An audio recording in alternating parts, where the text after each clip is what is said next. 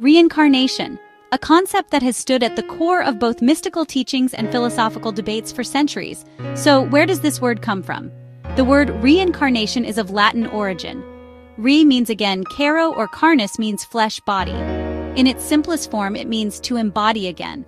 This concept refers not only to a bodily transformation, but also to the immortality of the soul and its journey across different lifetimes. But this question immediately comes to mind. Is there really a soul?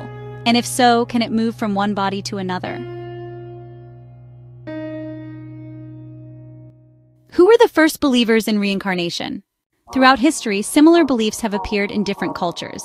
In Eastern religions such as Hinduism, Buddhism, and Jainism, reincarnation is considered a fundamental teaching. The soul is bound to the universal law called karma. A life full of good or bad deeds determines the conditions of the next birth. Similar ideas were found in ancient Greece too. Pythagoras believed in transmigration of souls. According to some legends, he even claimed to remember his past lives. Plato argued that the soul is immortal and passes from body to body. But the question to be asked is, were these beliefs merely philosophical ideas, or were they based on real experiences? How do religions view reincarnation? The world's major religions have very different approaches to this topic. Hinduism. The soul is bound to the birth-death cycle called samsara. The aim is to reach moksha, liberation from the cycle. Buddhism. According to Buddha, it's not an individual soul that reincarnates, but the flow of consciousness. As one frees themselves from desires, they can be liberated from the chain of rebirth. Islam. There is no belief in reincarnation. There is resurrection and the afterlife. Christianity. The generally accepted view is that there is only one life, followed by the Day of Judgment. However, it is known that there are references to the transmigration of souls in some early Christian writings. Judaism. Traditional teachings do not include reincarnation, but in Kabbalistic mysticism, there is a belief in soul migration called Gilgul. It's hard not to ask, why have different belief systems living in the same world developed such diverse perspectives?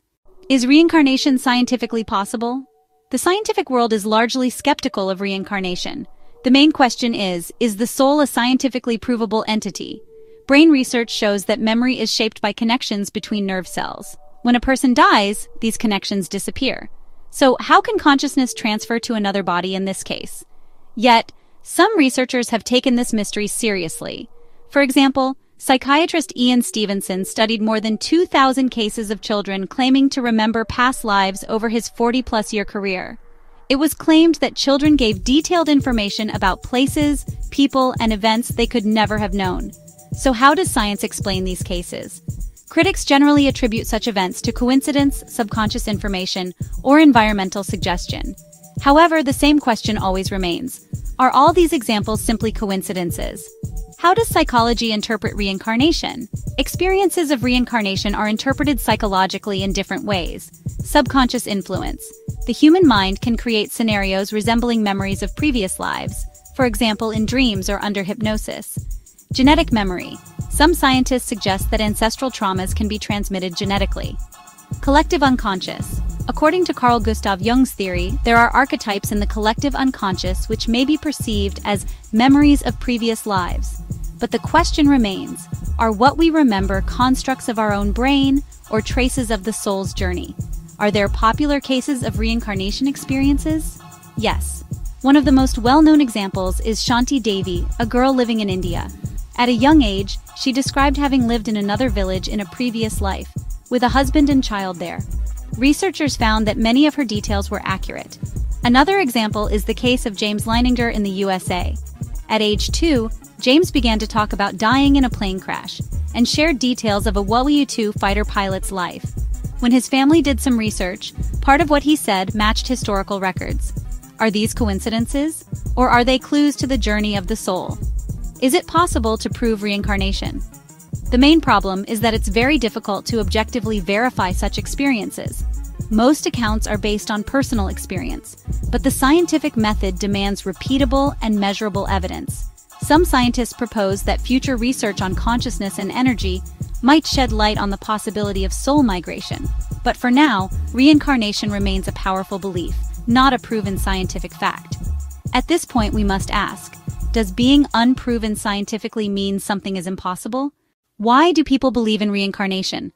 From a psychological perspective, the belief in reincarnation addresses a few basic needs: reducing fear of death. Death is seen not as an end, but as a transition.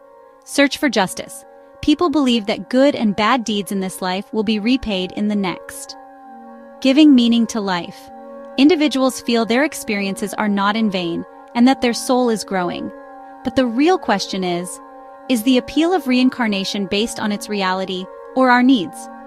What is the effect of reincarnation on societies? In societies that believe in reincarnation, the perception of death is different. In India, funerals are seen as a journey to a new birth. Thus, death is not a definite end, as in Western societies, but a turning point in the soul's journey.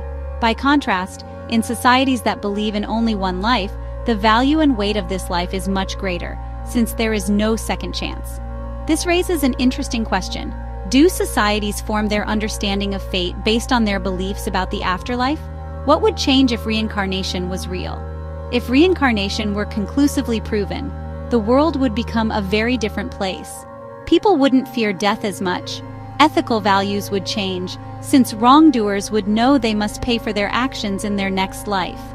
Education and personal development would matter not only for this life, but for the journey of the soul. But it would also raise new questions. How many lives do we have? Do souls remain in the cycle forever, or are they freed at some point? Conclusion. A mystery, a hope, a question. Reincarnation seeks an answer to one of humanity's most ancient questions. What is there after death? Science cannot provide a definite answer. Religions offer different responses. Psychology explains it as a reflection of the human mind, yet the mystery remains alive. Perhaps what matters most is not to find the answer to this question, but to keep asking it. Because in every question, there is humanity's curiosity, hope, and search for meaning. And maybe the true power of reincarnation lies here. Death may not be an end, but the door to a new beginning.